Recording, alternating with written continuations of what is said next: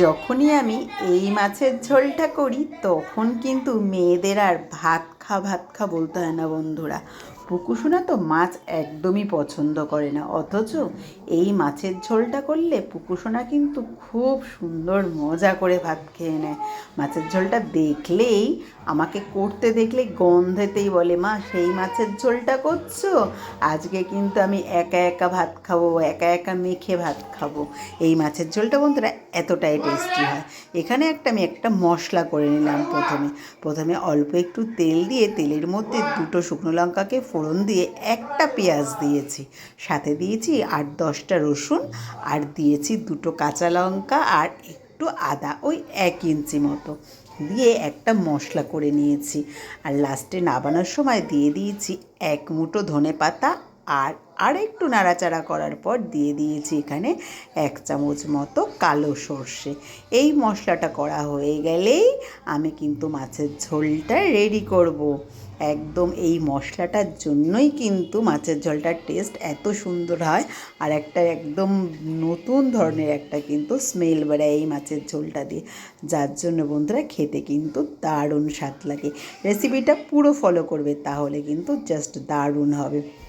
আর এর মধ্যে আমি কয়েক টুকরো কাজু বাদাম অ্যাড করে দিলাম।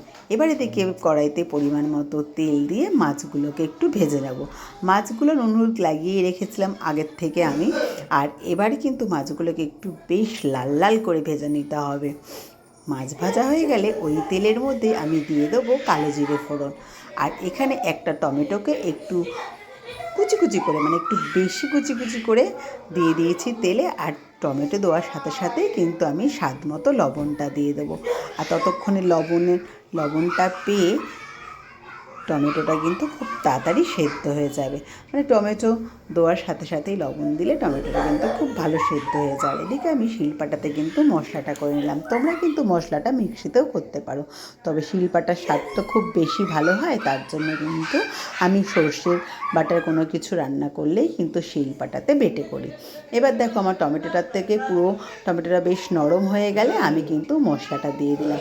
মশলাটা দিয়ে কিন্তু এবারে আমি হালকা স্টিমে কষতে থাকবো, যতক্ষণ না মশলাটা দিয়ে তেল বেড়ায় ততক্ষণ। আর এদিকে এখানে আমি দিয়ে দিলাম ছোটো চামচের 1 চামচ গোলমরিচ। বন্ধুরা, এই গোলমরিচের গন্ধটা কিন্তু খুব ভালো করে এই মাছের ঝোলের টেস্টটা বাড়াবে। আর দেখতেই পাচ্ছ মাছের ঝোলটা কষাতে কষাতে পুরো তেল বেরিয়ে গেছে। এবার ভেজে রাখা মাছগুলোকেও কিন্তু আমি একটু কষিয়ে নেব।